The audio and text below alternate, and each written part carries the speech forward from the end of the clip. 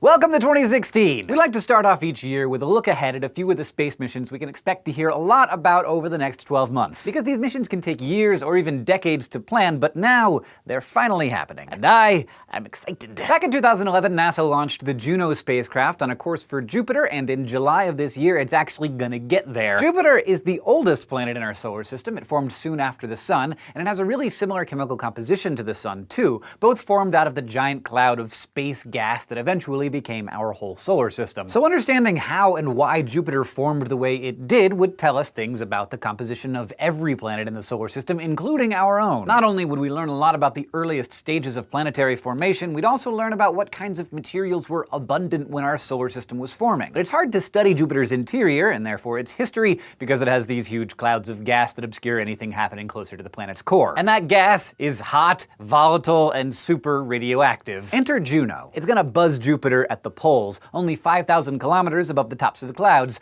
Jupiter's poles are less radioactive than its equator, so they're the safest place for Juno to approach. Juno's orbit around the planet will be extremely elliptical, so it can get close enough at the relatively safe poles to take its readings, and then get the heck out of there before it swings back around for another pass. And the probe's equipped to measure all kinds of stuff as it orbits, like radio waves, microwaves, plasma waves, and the pull of gravity. It's also got a magnetometer, which will measure Jupiter's magnetic field, and it has an energetic particle detector that will tell us how fast the material inside of Jupiter is moving. Not to mention ultraviolet and infrared spectrometers and the swanky color camera. Yeah, we're gonna be getting some fantastic pictures for our eyes. Juno will complete 32 orbits around Jupiter over a period of about 20 months, and by the end of its mission, scientists hope we'll know just about everything there is to know about the biggest planet on campus. And 2016 is gonna be a big year for another planet too, Mars. Which is saying something considering how much Mars news there was in 2015, what with the liquid water discovery and everything. Sometime in mid to late March, the European Space Agency's ExoMars mission will be launching 2 new instruments. An atmospheric analyzer called the Trace Gas Orbiter, which will be heading for a Martian orbit, and a landing demonstrator module called the Schiaparelli, and they should be getting to Mars in late October. This lander is a chance for the ESA to test its landing technology, which involves a lot of the usual steps,